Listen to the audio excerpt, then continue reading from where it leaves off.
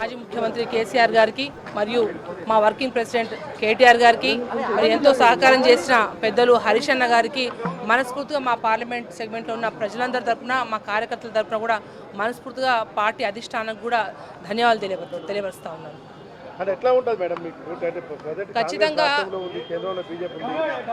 రాష్ట్రంలో కాంగ్రెస్ పార్టీ ఉన్నప్పటికీ మహబూబాద్ పార్లమెంట్ సెగ్మెంట్లో 7 నియోజకవర్గాలతో నాకు ప్రత్యేకమైన అనుబంధం ఉంది. మన కేసీఆర్ గారు గతంలో చేసిన పోడు భూములు కావచ్చు, వారు చేసిన సంక్షేమ కార్యక్రమాలు కావచ్చు, మేము కేంద్రంలో కూడా ప్రత్యేకంగా బయ్యారు ముక్కు పరిశ్రమ గురించి కొట్టడం జరిగింది.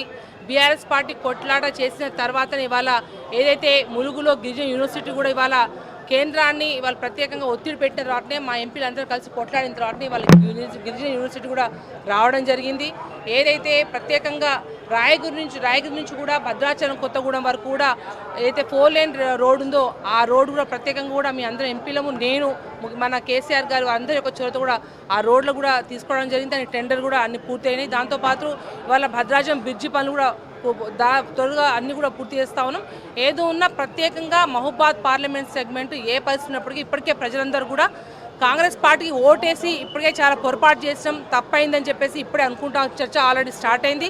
వాళ్ళ కరెంట్ ఇబ్బందులు జరుగుతూ ఉన్నాయి, మంచినీటి సమస్య ఉంది. వాళ్ళ కాళేశ్వరం ప్రాజెక్టు ద్వారా ప్రత్యేకంగా ఏదైతే నర్సంపేట కావచ్చు, మహబూబాద్ కావచ్చు, డోర్నాకల్ చివరి ఆయకట్టు వరకు కూడా కాళేశ్వరం ద్వారా నీళ్ళు వచ్చేది. కానీ ఇప్పటికే రైతులు అన్ని తండాల నుంచి గ్రామాల నుంచి ప్రత్యేకంగా కూడా ఫోన్లు చేసి అన్నీ కూడా పొలాలు ఎండిపోతున్నాయి, వాళ్ళ నీళ్ళ సమస్య కాంగ్రెస్ పార్టీ వచ్చిందో లేదో వెంటనే నీళ్ళ సమస్య, కరెంటు సమస్య అన్నీ వస్తూ ఉన్నాయని చెప్పేసి చెప్తా ఉన్నారు. దాంతోపాటు ఏవైతే వీళ్ళు ఇచ్చిన హామీలు 420 హామీలే కావచ్చు, ఈ 6 హామీలు అని చెప్పి చెప్తూనే కావచ్చు, ఏదైతే జస్ట్ అంటే మన గవర్నమెంట్లో ఏదైతే బకాయి అయితే వాళ్ళు జస్ట్ కొన్ని మాత్రమే చేస్తూ ఉన్నారు. కానీ ప్రధానంగా 2 లక్షల రుణమాఫీ కావచ్చు, 2 లక్షల రుణమాఫీ కావచ్చు, ఇవాళ మహిళలకి ప్రత్యేకంగా 2,500 రూపాయలు ఇచ్చే ప్రధానమైన స్కీమ్ కావచ్చు, పెన్షన్లు డబల్ పెంచడం కావచ్చు, మరియు ఏదైతే అన్ని వరి ధాన్యాలకు సంబంధించి 500 బోనస్ కావచ్చు, ఇవన్నీ కూడా అంటే ఎలక్షన్ల బిఫోర్లు చాలా పెద్ద హంగామా చేసి సోషల్ మీడియా క్రియేట్ చేసి డిసెంబర్ 9 రాగానే అన్నీ కూడా మేము డబల్ ఇస్తామని చెప్పి అయితే తప్పుడు హామీలు చెప్పి ఉన్నారో అవన్నీ ప్రజలు అంతా ఆల్రెడీ గమనిస్తూ ఉన్నారు. ఖచ్చితంగా ప్రజల్లో కూడా అవన్నీ ప్రజలు తీసుకెళ్తాము. ప్రజలు ఖచ్చితంగా ఈ పార్లమెంట్ ఎలక్షన్లో మా వైపే ఉంటారు. ఖచ్చితంగా ఆల్రెడీ ఇప్పటికే ఆలోచిస్తున్నారు.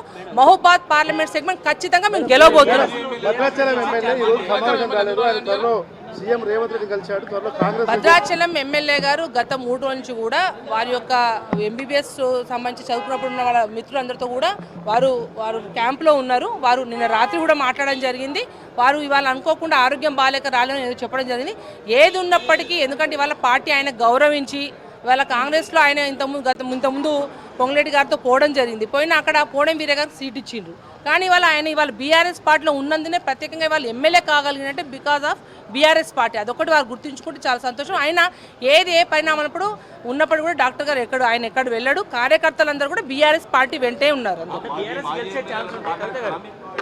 100కు 100% ఇప్పుడు మీరు దయచేసి గమనించాల్సింది ఒకటే, 7 నియోజకవర్గాలు ఏదైతే ములుగు నుంచి మొదలుకుంటే భద్రాచలంకు ప్రతి ఒక్కరు ఇప్పుడున్న మా ఓడిపోయిన వాళ్ళు కావచ్చు, ఉన్న కార్యకర్తలు కావచ్చు, ప్రతి ఒక్కరు 100కు 100% నన్ను ఒక ఆడబిడ్డలాగా ఆదరిస్తారు. ఖచ్చితంగా గతంలో ఎంత పనిచేస్తారో దానికంటే రెట్టింపు ఉత్సాహంతో కూడా ఈ పార్లమెంట్ సెగ్మెంట్లో ఖచ్చితంగా పనిచేస్తారు. 100కు 100% నన్ను పార్లమెంట్ పంపిస్తారు. శంకర్ నాయక్ ఎవరో కాదు, మా బాబాయ్ ఖచ్చితంగా పనిచేస్తారు.